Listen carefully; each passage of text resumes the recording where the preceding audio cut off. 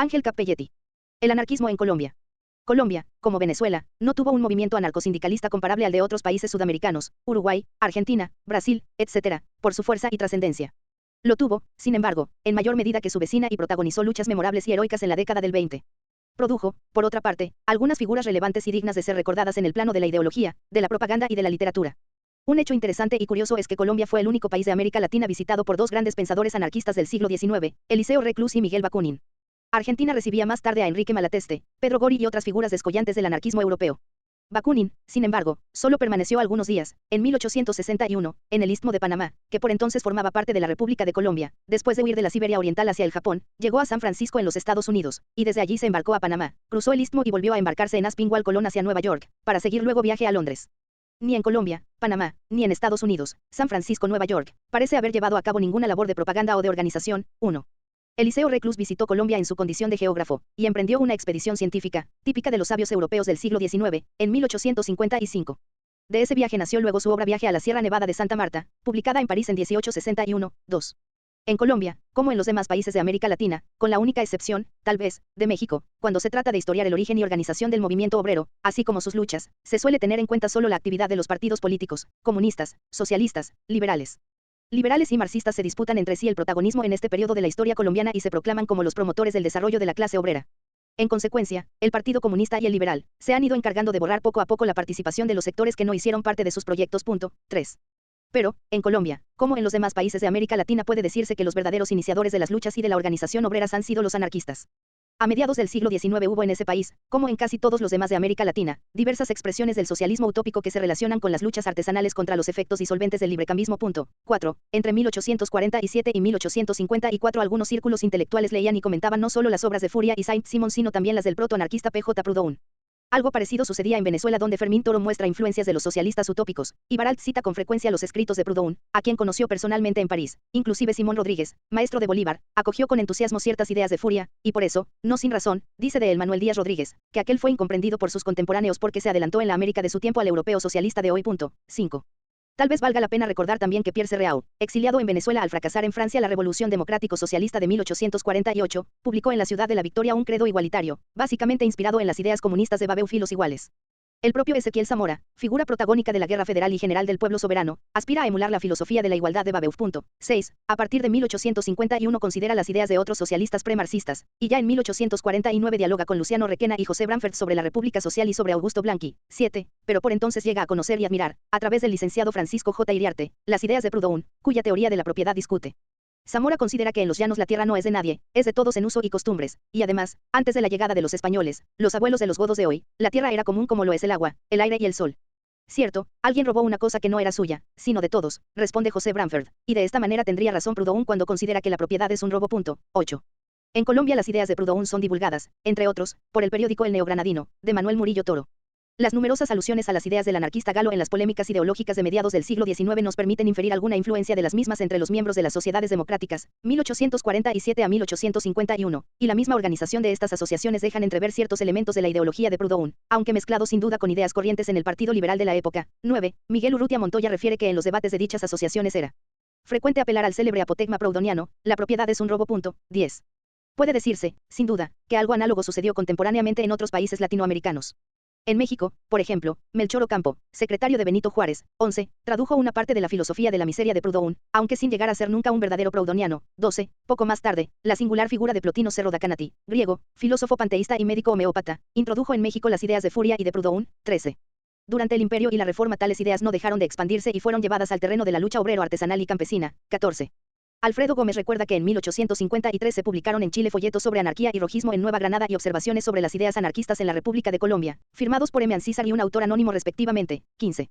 En Colombia, después del golpe dado por José Maramelo, con el apoyo de muchos sectores populares, entre ellos el artesanado, se dio a conocer un programa de gobierno inspirado en mucho en las sociedades democráticas, que puede dar a pensar que Proudhon aportó su grano de arena a través de su pensamiento. Eso se evidencia en el rechazo a la representatividad política, es decir, respecto a la autonomía popular para gobernarse a sí mismos, en el desconocimiento a las leyes y constitucionalidad existentes, en la lucha antimonopolista, y en el énfasis en las virtudes liberadoras del trabajo y de la educación. Pero la deducción no puede ser una conclusión indiscutible, ya que otros puntos del programa contradicen el espíritu de muchos de los planteamientos de Proudhon. Por ejemplo, el gobierno era más centralista que los antecesores y se restablecieron algunas jerarquías eclesiásticas. 16. En todo esto hay, sin duda, no solo eclecticismo sino también escasa claridad de ideas, pero ni siquiera puede negarse alguna influencia proudhoniana en la Constitución Federalista de Río Negro. El ala izquierda del liberalismo colindaba a veces con el anarquismo, y la narrativa de García Márquez no deja de sugerirlo en ocasiones, así como el ala derecha del conservadurismo se identificaba con las ideologías europeas prefascistas, y, después, falangistas y fascistas.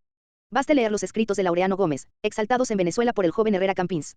Colombia recibió en la segunda mitad del siglo XIX muy escasa inmigración europea, a diferencia de Uruguay, Argentina, 17, y Brasil, 18. Esto explica el retraso en la difusión de las ideas socialistas y anarquistas entre los trabajadores del campo y de la ciudad.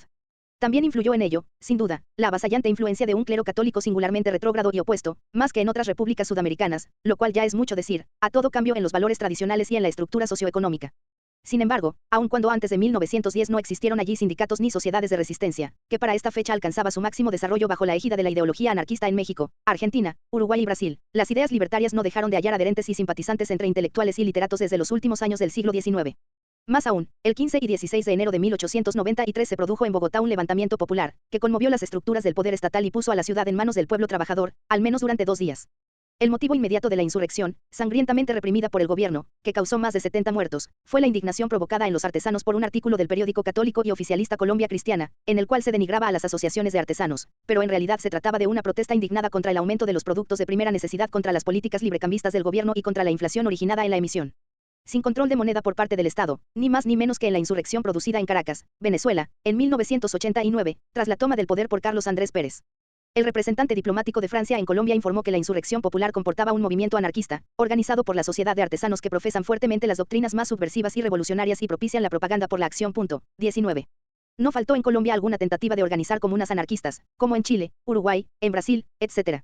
Sin llegar a tener la trascendencia que logró, a través de la prensa anarquista europea y latinoamericana, la colonia Cecilia, fundada en abril de 1890 por el veterinario italiano Giovanni Rossi en la provincia brasileña de Paraná, 20, Jacinto Albarracín, periodista de Arauca, fundador de 2 combativos periódicos, El Faro y La Razón del Obrero, autor de obras de teatro, como Por el honor de una India y La hija del obrero, organizó una comuna libertaria en las selvas del Magdalena Medio, que le dio el nombre de Otanche.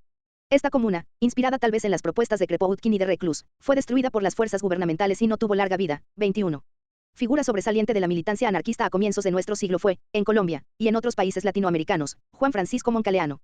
Periodista y maestro, fundó en Bogotá, en 1910, un combativo órgano de prensa, que llevaba el significativo título de Ravachol. Los redactores de este periódico se sentían herederos de parte del legado dejado por Ravachol y del ejemplo dado por los anarquistas, lo cual se advierte claramente cuando en la loa a Ravachol hacen alusión a la idea, que no es otra cosa que el nombre que los anarquistas daban a su ideal libertario. 22. Uno de los principales objetos de la vehemente crítica de Ravachol era, como no podía dejar de serlo en un país profundamente sometido al poder clerical, la Iglesia Católica, sus ministros y jerarcas, sus instituciones y sus ritos, su prédica de sumisión social y política, su pedagogía obsoleta y autoritaria. Todo ello no impedía que Moncaleano, como casi todos los anarquistas de la época, sintiera un profundo respeto y una gran admiración por la figura de Jesús, cuyas doctrinas consideraba socialistas y libertarias. En un artículo publicado en Ravachol, 22 de agosto de 1910, con el título de Socialismo Cristiano, dice, el cristianismo ha grabado, pues, profundamente en nuestros corazones y en nuestros espíritus, los sentimientos y las ideas que dan nacimiento al socialismo. Es imposible leer atentamente del Antiguo Testamento y del Evangelio, y echar al mismo tiempo una mirada sobre las condiciones actuales, sin verse obligado a condenar estas en nombre del ideal evangélico. En todo cristiano que comprende las enseñanzas de su maestro y las toma en serio, hay un fondo de socialismo, y todo socialista, cualquiera que pueda ser su odio contra la religión, lleva en sí un cristiano inconsciente. 23. Uno de los colaboradores del periódico, Adelio Romero, nos aclara en el mismo número de Ravachol, con un soneto, el sentido que tenía aquí la palabra socialismo, que no era otro sino el de socialismo libertario o anarquismo. Es el grito gigante que por doquiera vibra. Es un sol de justicia para la humanidad. Es el noble combate que portentoso libra. El sublime derecho contra la iniquidad. Es una hoguera inmensa de igualdad redentora, que incinera los mantos de la Roma podrida. Es la fuerza que impele con la verdad creadora a defender el santo derecho de la vida. Es el himno guerrero de los desheredados, a cuyas notas libres perecen destronados los monarcas olímpicos de grandeza sombría. Y así como es un beso de amor para los parias, para los opresores de castas milenarias, un látigo de rayos esgrime, la anarquía. 24. El soneto de Adelio Romero no puede menos de recordar, con su grandilocuencia que no excluye sentimientos de profunda sinceridad, los versos de Alberto Giraldo, como aquellos publicados en el mismo año de 1910, en el volumen Triunfos Nuevos, en Buenos Aires, que evocan a la madre anarquía, 25, y los de Oiticica, Martens Fontes o Silvio Figueiredo en Brasil, 26. Con ocasión del juicio y ejecución del pedagogo catalán Francisco Ferrer en el siniestro castillo de Montjuïc, 27, se promovió en todo el mundo occidental, 28, y, particularmente en España y Latinoamérica, una violenta ola de indignación y protesta contra la criminal acción militar clerical, 29. Moncaleano adhiere con fervor a esta campaña y hasta se propone seguir el ejemplo de Ferrer Guardia aún hasta el patíbulo, y si esta lucha en pro de mi desgraciada patria me ha de llevar mañana al Sacrificio del destierro o el patíbulo, es decir, a ese Gólgota en el cual fue inmolado el inmortal Ferrer, partiré o subiré tranquilo, como ese sublime mártir. 30. De hecho, Moncaleano se vio forzado poco después al exilio. Estuvo en Estados Unidos, Los Ángeles, en Cuba y en México. En Los Ángeles publicó, a partir de 1911, otro periódico anarquista, Pluma Roja, 31, después de permanecer algunos meses en Cuba, recaló en México, en plena revolución antiporfirista. Vinculado allí con los anarcosindicalistas, fundó, el 22 de junio de 1912, junto con los activos militantes Jacinto Buitrón, Luis Méndez, Ciro Z. Esquivel, Pío Quinto Roldán y Eloy Armenta, la Sociedad Anarquista Luz, la cual, desde el 15 del siguiente mes, editó un periódico con este mismo nombre. Al mismo tiempo, comenzó a trabajar para fundar una escuela racionalista, de acuerdo con el modelo de la Escuela Moderna de Ferrer. 32. El Grupo Luz, junto con las uniones de obreros canteros y gráficos, constituyó, como dice Buitrón, la piedra angular de la Casa del Obrero, que más tarde había de convertirse en un poderoso movimiento sindical en todo el país. 33. Y que había de desempeñar inclusive un papel importante en la lucha armada durante las contiendas internas de la Revolución Mexicana, mediante la creación de los batallones rojos. 34. La escuela propiciada por Moncaleano comenzó a funcionar y fue una de las muchas que por entonces se erigieron de acuerdo con las ideas de Francisco Ferrer en toda América Latina, desde la Ciudad de México hasta Rosario y Mendoza en la Argentina. Algunas figuras de primera línea dentro de la literatura colombiana tuvieron vinculación con la ideología anarquista. Una de ellas es la del muy célebre entonces, hoy casi olvidado, Vargas Vila. Max Netelau considera que en sus obras se puede encontrar un gran caudal de documentos sobre la dominación y las víctimas en América Latina. Pero la mayoría de sus modelos literarios difícilmente podrían relacionarse con el anarquismo, Carlyle, Ello, León Bloy, etc. En 1924 y 1925 se discutió bastante sobre la posible adscripción del novelista colombiano a la ideología anarquista. 35. En realidad, Vargas Vila parece más cercano a Nietzsche y a De Anuncio que a la literatura libertaria. Rafael Barret, crítico indudablemente anarquista y escritor de brillante estilo e incuestionable gusto, al pronunciarse sobre una poesía de Vargas Vila, dice, nada más aburrido, más falso, más insignificante. Y al juzgar el estilo del mismo, en general, escribe, la construcción de Vargas Vila padece hipertrofia de epítetos violentos y vacíos y de antítesis dislocadas. Parece la gesticulación maniática de un alcoholizado. Pero reconoce también honradamente que en sus escritos de cuando en cuando asoma una belleza de buena ley. 36. En otro artículo, titulado sobre Vargas Vila y el decadentismo, añade, de un modo aún más severo y contundente, que la obra del escritor colombiano, parangonada con la de Baudelaire, Verlaine o Rubén Darío, lo aburre, lo molesta, lo aflige. Cree que dicha obra comporta un trasplante ilegítimo y falso, esa masa de despojos, traídos de lejos, y echados a perder en el viaje, constituyen un temible foco de infección para el buen gusto. 37. En cualquier caso, la exaltación del arte por el arte como valor absoluto, la fijación erótica, la fantasía lúbrica y desesperanzada no son, sin duda, rasgos propios de la literatura ácrata y socialista de la época, aunque logren provocar los denuestos de no pocos críticos conservadores. 38. Pero, si resulta difícil considerar a Vargas Vila como escritor anarquista, imposible es calificar como tal a Guillermo Valencia, aun cuando, como dice David Viñas, su poema Anarcos, tan popular en su momento como el tren expreso de Campoamor o las golondrinas de Becker en otra etapa histórica, lograba, al apelar a la serie de recursos del orador libertario, insólitas adhesiones masivas. 39. La famosa composición de Valencia, recuerda, según Gómez Restrepo, a Víctor Hugo, y entre los poetas del anarquismo latinoamericano, no deja de evocar a Alberto Giraldo. Son los siervos del pan, fecunda horda, que llena el mundo de los vencidos. Llama. Ávida de lamer. Tormenta sorda. Que sobre el orbe enloquecido brama. Y son sus hijos pálidas legiones. De espectros que en la noche de sus cuevas. Al ritmo de sus tristes corazones. Viven soñando con auroras nuevas. De un sol de amor en mística alborada. Y, sin que llegue la mentida crisis. En medio de su mísera nidada. Los degüellan las ráfagas de Tisis. Sin embargo, el autor de Anarcos, a quien los críticos suelen considerar como una de las más altas voces líricas de su época, 40, muy rara vez asume acentos libertarios y, en su producción poética, encontramos una gran variedad temática, Homero, Moisés, Alma Mater, la tristeza de Goethe, etc., y no pocas piezas dedicadas a políticos, hacendados y monseñores, lo cual nos obliga a pensar que Anarcos no pasa de ser un ejercicio poético retórico de acuerdo con la moda del momento. Enteramente contrario es el caso de Vicente Lizcano, más conocido por su significativo seudónimo, Biófilo Panclasta.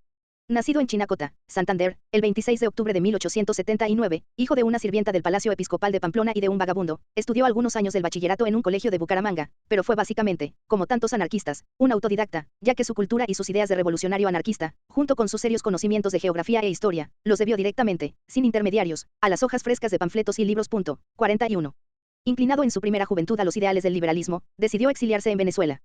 Primero, fue maestro en Capacho, estado Táchira, y cuando en 1898 Cipriano Castro se levantó en armas y marchó desde los Andes hacia Caracas, se enroló en las filas de la lenade Revolución Restauradora. Una vez instalado don Cipriano en la silla presidencial, lo nombró su secretario de correspondencia. Intentó el joven colombiano que el novel dictador recordara los proclamados ideales, no solo políticos sino también culturales y sociales, del liberalismo, pero, al parecer, no tuvo mucho éxito. Cuando el vicepresidente, Juan Vicente Gómez, caudillo tachirense tan cruel como Cipriano Castro pero más ignorante y, a la vez, más astuto que éste, lo desplazó de la presidencia, en ocasión de un viaje de su amigo y compadre al exterior, Vicente Lizcano, fiel a su jefe Castro, fue encarcelado durante largo tiempo. Una vez liberado marchó enseguida a Europa y fue a parar a Barcelona, la capital del anarquismo ibérico de la época. Allí se hizo fervoroso secuaz de la idea y cambió su nombre por el pan-clasta, del griego, pan igual a todo y clasta igual a el que rompe o destruye. Mandó a hacer tarjetas de visita haciendo notar su condición de anarquista en los tiempos en que el vocablo resonaba en los trémulos oídos burgueses como una explosión de dinamita. Los atentados terroristas se habían puesto de moda y formaban parte de la vida cotidiana de los grandes políticos. El anarquismo, convertido en profesión definitiva de pan-clasta, comenzó, desde su llegada a Barcelona, primer punto europeo que tocaron sus pies errabundos, a abrirle las puertas de todas las cárceles. De Barcelona fue deportado. Lo fue de Marsella. Lo fue de los puertos italianos, y de todos los puertos del Mediterráneo. Cuando le preguntaban su nombre y profesión, respondía invariablemente, pan-clasta, anarquista. Hubiera sido mejor, en esos días ingenuos, haber dicho, leproso. 42. En París se hizo amigo del conocido escritor anarquista Armand. Este lo presentó a Lenin. El revolucionario ruso no le causó demasiada impresión ni demostró por él gran estima. Menos aún lo apreció más tarde, cuando, ya en el poder, Lenin comenzó a mostrar sus tendencias centralistas y autoritarias. Panclasta sostenía que había que luchar por un ideal hasta realizarlo, pero que, una vez realizado, habla que destruirlo, y batallar con ahínco por una esperanza mejor, dice Carlos Lozano, 43. En realidad no se trataba exactamente de esto, sino de instaurar, como quería por entonces Landauer, en un sentido diferente, sin embargo, al de Trotsky, la revolución permanente. En Italia conoció también a Máximo Gorki. Paseando con él por una playa de Sorrento, el joven colombiano se inclinó para liberar un molusco aprisionado por una piedra y lo arrojó de nuevo al mar, por lo cual el gran novelista ruso, de rápido y agudo ingenio, le comentó, no deberías llamarte Panclasta sino Biófilo. 44. Biófilo significa en griego amante de la vida, bios igual a viviente, philos igual a amante. Desde entonces el seudónimo pasó a ser Biófilo Panclasta, lo cual parece implicar una contradicción, que en realidad no es tal. Liscano amaba toda forma de vida, y, en particular, de vida humana, como Kropotkin y todos los anarquistas de su época, y, al mismo tiempo, precisamente porque amaba la vida, quería destruir todo aquello que impide su libre expansión y torna imposible su más elevado desarrollo. Asistió en Ámsterdam al Congreso Internacional Anarquista, donde sin duda conoció a Kropotkin, y se presentó como delegado de los anarquistas colombianos. Al mismo tiempo, se celebraba en La Haya un Congreso Internacional por la Paz, que contaba con representantes de muchos gobiernos del mundo, entre ellos, era delegado por Colombia Santiago Pérez Triana. A los allí convocados se dirige Biófilo Panclasta diciendo, vosotros sois enviados por los gobiernos burgueses del mundo para colocar los cimientos de la paz, pero de vuestras gestiones solo podrán salir incontables y sangrientas guerras en el futuro. Nosotros, anarquistas, representantes de todos los pueblos oprimidos de la tierra, venimos a un congreso revolucionario y pedimos el cambio fundamental del orden social, pero somos nosotros quienes colocamos los principios de la paz universal. 45. Expulsado de Holanda, llega Biófilo a París, donde conoce a Ravachol, que habla hecho volar el Ministerio de Obras Públicas. Pero su vocación revolucionaria lo conduce pronto a Rusia. En San Petersburgo se vincula con el POUP Gapón y por poco no participa en el asalto al Palacio de Invierno. Tras la revolución bolchevique es juzgado y condenado al exilio en Siberia, donde se le fija como forzosa residencia la aldea samoyeda de Suskenoide, precisamente la misma en que habla residido Lenin, en uno de sus varios exilios. Indultado después de un año, regresa a la capital rusa, y desde allí a Colombia, vía Barcelona y La Guaira. Estuvo en la zona bananera y en la plaza de Aracataca permaneció de pie, impertérrito, mientras las balas del general Cortés Vargas segaban vidas como maíces humildes. 46. Sus últimos años marcaron una profunda decadencia, unido a Julia Ruiz, una ex monja metida a pitonisa anticlerical. 47, se dedicó con ella a la adivinación y la quiromancia, naufragó en el alcohol y murió el 1 de marzo de 1942, a los 63 años, en un asilo de Pamplona, en el norte de Santander. 48, de él nos quedaron unas memorias olvidadas en una biblioteca, el polvo de los años, las telarañas de antiguos recuerdos, un viejo y borroso retrato y una melena rusa con mirada santandereana, halladas en este libro incompleto como todo auténtico amor a la vida. 49. Tal vez su pensamiento pueda sintetizarse en esta frase que él mismo escribió, la vida es la única verdad real, vivirla es nuestro destino, mostrarla desnuda es nuestro único deber. El movimiento obrero comenzó a organizarse en Colombia durante la segunda década del siglo, aunque al socialismo utópico y al proudonismo se vincularan ya, como vimos, a las luchas artesanales contra los efectos disolventes del liberalismo. 50. Es claro que las primeras huelgas obreras de la década y las primeras organizaciones sindicales fueron obra de los anarquistas. En 1913 se fundó la Unión Obrera. Los anarquistas promovieron una gran manifestación de protesta popular el 15 de mayo de 1916 y, según Alfredo Gómez, también el mitin de los artesanos que el 16 de marzo de 1919 se llevó a cabo en Bogotá contra la importación de uniformes militares. Fanny Simón recuerda la colaboración de anarquistas colombianos en periódicos obreros y sindicalistas de Argentina y Brasil hacia estos años. Max Netelau menciona, por su parte, diversas publicaciones que ideológicamente califica como anarquistas en territorio colombiano. Algunas de ellas eran revistas literarias, como Trofeos, que salió en Bogotá ya en 1908, y Crepúsculos en Manizales, en 1910 y 1911. Pero otros eran órganos de lucha obrera y sindical, como El Obrero, que se editó en Barranquilla entre 1912 y 1916, donde salieron numerosos artículos sobre anarquismo y anarcosindicalismo. En su Historia del Partido Comunista en Colombia, Medófilo Medina recuerda que en 1914 salió en dicho periódico un artículo de Tomás Herón Camargo en el cual se critica al apoliticismo de los anarcosindicalistas. 51. Según Víctor Alba, los anarquistas promovieron la huelga portuaria de Cartagena en 1920, 52. En realidad, dicha huelga se declaró el 8 de enero de 1918, y dio lugar a violentos choques entre obreros y policías. En aquel mismo año, por obra también, al parecer, de grupos anarcosindicalistas, se produjeron otras huelgas en la costa atlántica. El 2 de enero se inició en Barranquilla un movimiento encabezado por los portuarios, que tuvo también carácter violento y comportó el bloqueo de las calles y la formación de grupos de choque, pero culminó con una victoria de los obreros, que obtuvieron un aumento del 50% en sus salarios. De igual modo, la huelga solidaria declarada por portuarios y ferroviarios en Santa Marta, acabó con un aumento salarial del 25%. 53. El que estas primeras huelgas propiamente obreras se hayan producido en la costa atlántica se debe tal vez al hecho de que la misma a causa de su situación geográfica estaba menos aislada que el resto del país. 54.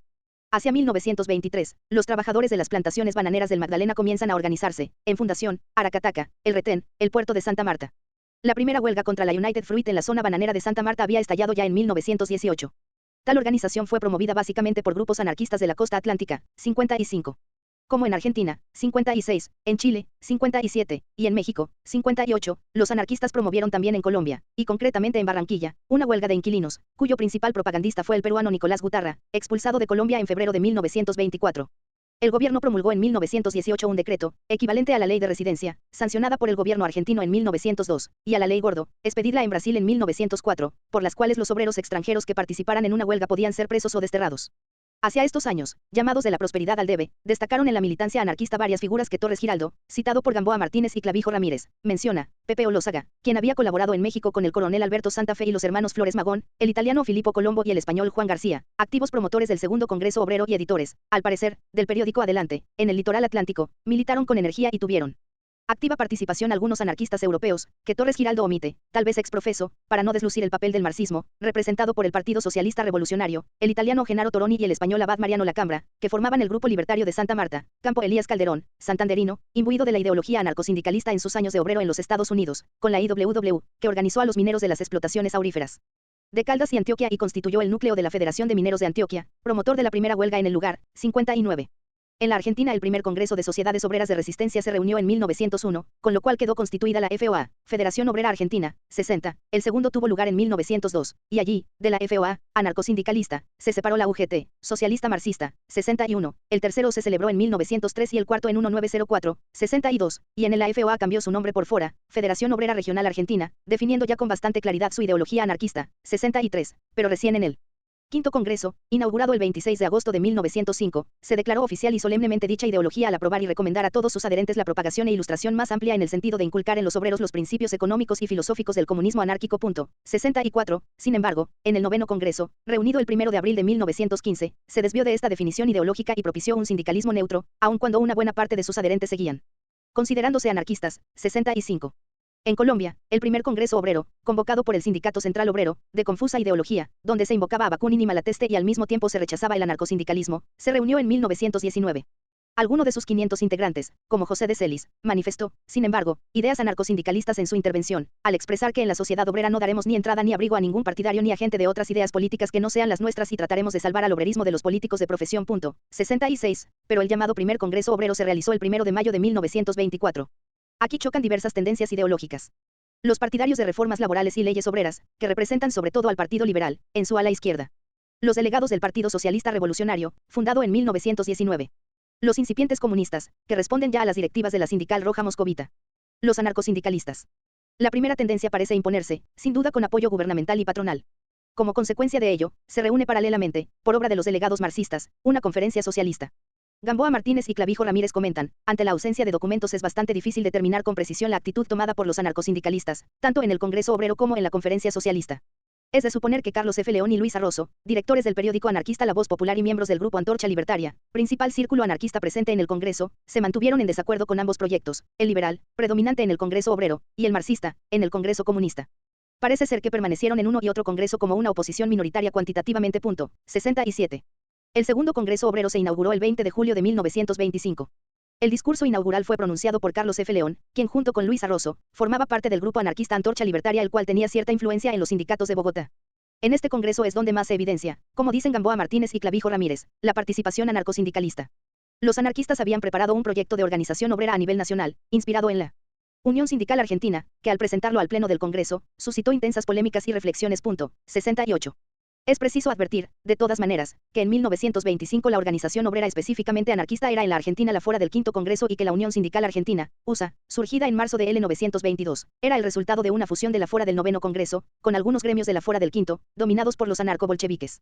Después del golpe fascista del general Uriburu, en 1980, la USA, donde militaban aún algunos anarquistas, se fusionó a su vez con la COA, Confederación Obrera Argentina, dominada por los socialistas reformistas, y dio origen a la CGT, Confederación General del Trabajo, instrumento principal, a partir de 1943, de la política obrera del peronismo.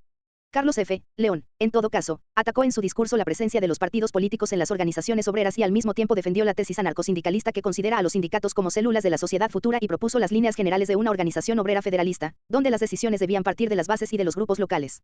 El Congreso presenció arduos debates ideológicos entre anarquistas y marxistas, a quienes aquellos denominaban señores devotos de San Lenin y echaban en cara ya la instauración de la dictadura roja en la URSS, 69. Del Congreso surgió la CON, Central Obrera organizada más bien sobre el proyecto marxista, que no tardó en aliarse a la Internacional Sindical Roja, bolchevique, pero los anarquistas no dejaron de ejercer, pese a todo, alguna influencia allí e impidieron la fundación de un partido político de la clase obrera, proyecto, esencial para todos los leninistas del mundo. El 21 de noviembre de 1926 se abrió en Bogotá el tercer Congreso Obrero, con la presidencia del marxista Ignacio Torres Giraldo y la segunda vicepresidencia del anarquista Raúl Eduardo Maecha Caicedo. En este congreso se lleva a cabo la ruptura total y definitiva entre marxistas y anarcosindicalistas, debido a que los marxistas consiguen imponer la creación del Partido Socialista Revolucionario, PSR. 70. Cuando los marxistas presentan el proyecto fundacional de este partido, los anarquistas del Grupo Antorcha Libertaria, encabezados por Carlos F. León y Luisa Rosso y otros sectores simpatizantes del anarquismo, como el liderado por Juan de Dios Romero, se oponen tajantemente a dicha iniciativa.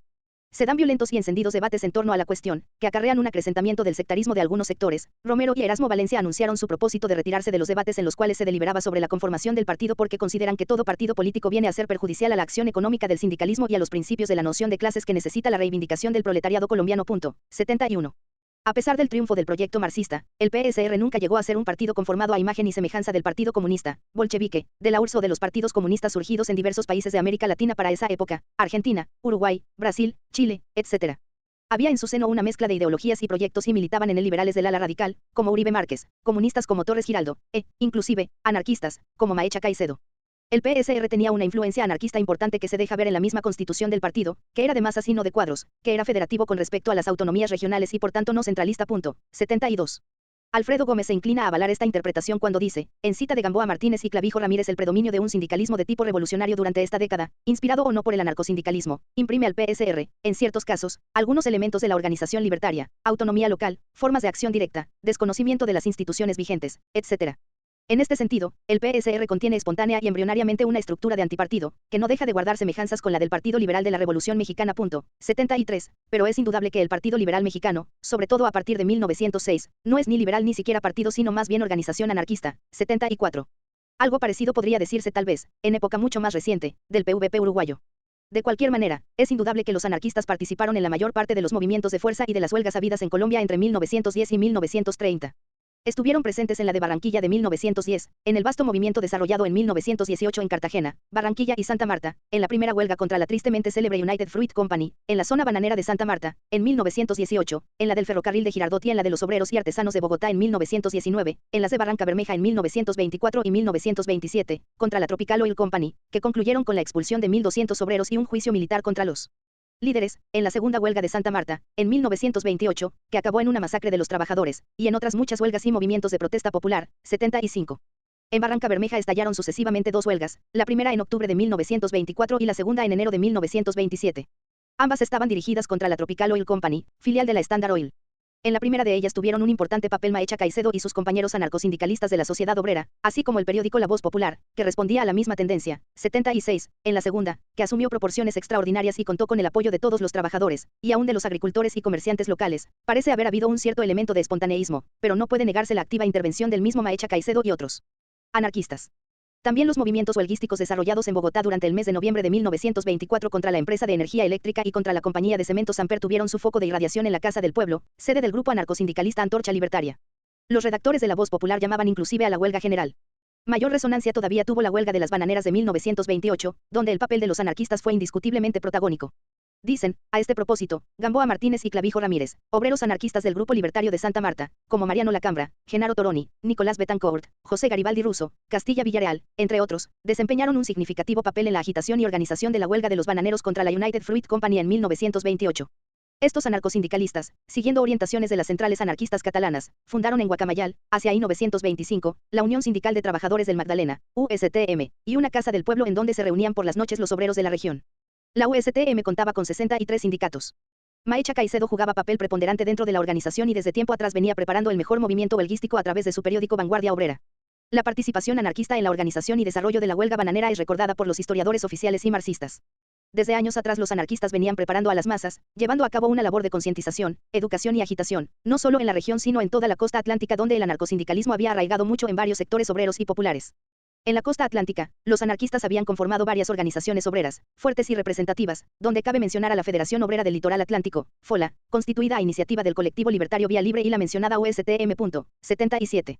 Ante la cerrada negativa de la United Fruit a atender las exigencias de los trabajadores agrupados en la USTM, el 12 de noviembre de 1928, unos 30.000 obreros inician una huelga general.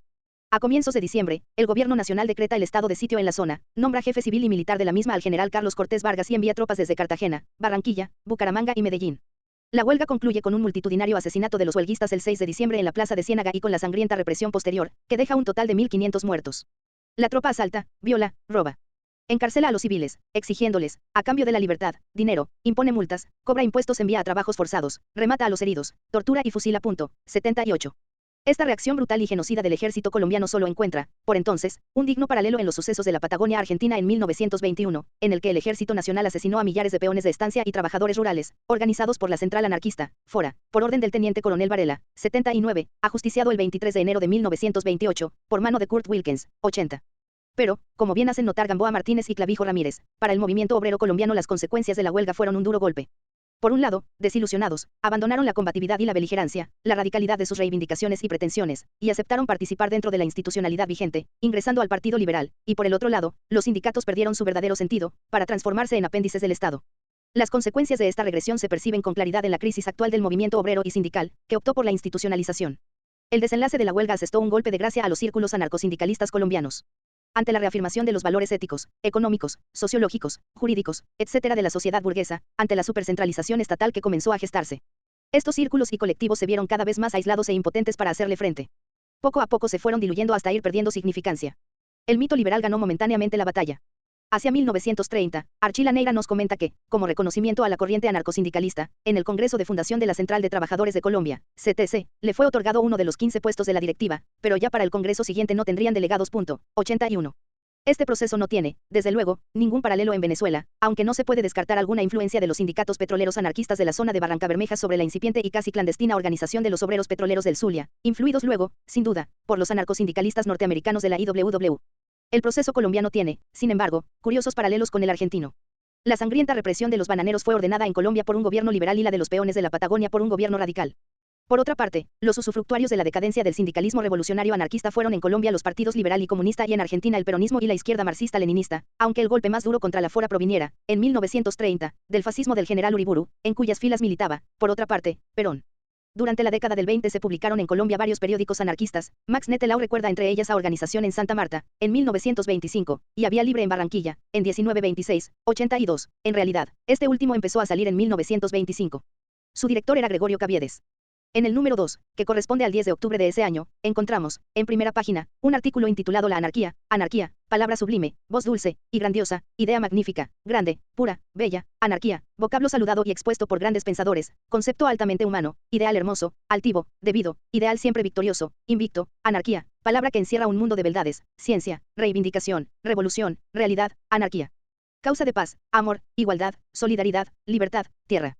Oh dulce palabra, anarquía. Verdaderamente faltan expresiones para traducir el sublime significado que encierra este vocablo, arrogante, excelso, bello, inmensamente bello. Hay que tener un espíritu grande, libre, precisa poseer sentimientos nobles, hay que tener un corazón humano, esencialmente humano, para que se pueda comprender en todo su esplendor y grandeza la sublimidad de la anarquía, y después de esta exaltación que hoy puede parecer retórica y vacuamente declamatoria, explica, anarquía significa propiamente sin gobierno, abolición del Estado o Estado social en el cual no hay poder autoritario, vida libre, sin Dios ni amo, esto es anarquía. Poco más adelante, contra quienes sostienen que la realización de la anarquía no será posible más que en una humanidad nacida para el altruismo y la filantropía, arguye, cosa bien sabida es que el hombre se adapta al ambiente. Una sociedad basada en la desigualdad social y, por consiguiente, en el despotismo, engendrará irremediablemente, hombres sin sentimientos fraternales y solidarios. Más una sociedad fundamentada en la equidad llegará al máximo de fraternidad y, consecuentemente, el bienestar general será un hecho. La influencia de Kropotkin parece aquí bastante clara. Curiosamente, contra la práctica universal en la prensa anarquista de todo el mundo, Vía Libre publica algunos anuncios comerciales. Por ello se cree obligada a dar la siguiente explicación: esperamos que nuestros compañeros, los anarquistas, excusen nuestra obligada determinación al aceptar en nuestra hoja, anuncios, sí, compañeros, antes de condenar nuestra conducta, venid a nuestro lado, poneros en este ambiente y después.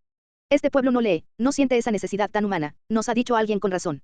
En aquel mismo año de 1925 el grupo sindicalista Antorcha Libertaria publicada en Bogotá Voz Popular, periódico en el que colaboran Pedro E. Rojas, Gerardo Gómez, Carlos F. León y otros. Pero, según Archila Negra, en 1925 y también en Bogotá, salían otros varios órganos de prensa anarquistas y anarcosindicalistas, Pensamiento y Voluntad, La Antorcha, El Sindicalista, etc. La huelga de choferes, declarada en la capital colombiana el 21 de marzo de 1927, tuvo, según Torres Giraldo, inspiración anarquista, pero lo más notable es que otra huelga del mismo gremio, que estalló en la misma ciudad, el 18 de febrero de 1937, mientras era alcalde Jorge Eliezer Gaitán, parece que también la tuvo, 83.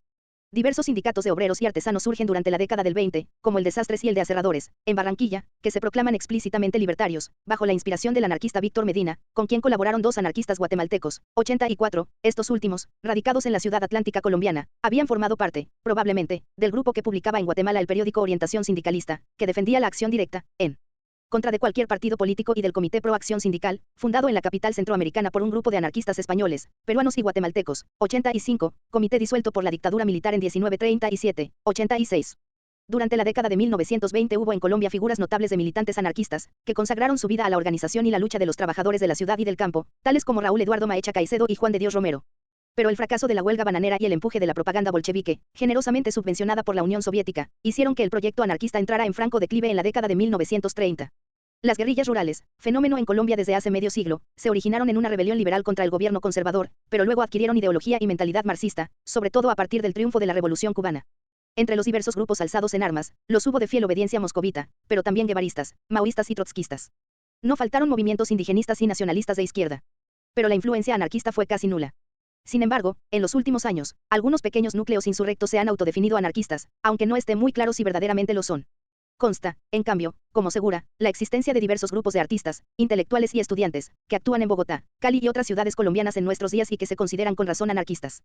No sabemos si su actividad se ha extendido a los sindicatos y sociedades obreras. En el magazín dominical de El Espectador, uno de los principales diarios colombianos, han aparecido varias veces, en la última década, artículos sobre el anarquismo. Así, en el número 70, del 29 de julio de 1984, salió una entrevista a Jean-Paul Sartre, realizada en 1979, con el título de Anarquía y Moral, traducida por Alfredo Gómez Muller. En el número 363, del 8 de abril de 1990, se publicó una carta de Bakunin sobre el amor libre. En el número 444, del 27 de octubre de 1991, apareció un artículo de Iván Darío Álvarez, titulado La anarquía como mito de la libertad. Y, finalmente, en el número 463 del 8 de marzo de 1992, se editó un íntegro dossier de la Anarquía, que incluye textos del anarquista francés Anselme Bellegarrigue, del alemán Rudolf Rocker, del peruano Manuel González Prada, del hispano-paraguayo Rafael Barrett, así como artículos de Michal Levis sobre Kafka y el anarquismo, de Iván Darío Álvarez sobre la anarquía nuestra de cada día, de Leopoldo Múnera, El lobo y las ovejas, etc. Así como una poesía de Boris Vian, El desertor y una bibliografía básica del anarquismo.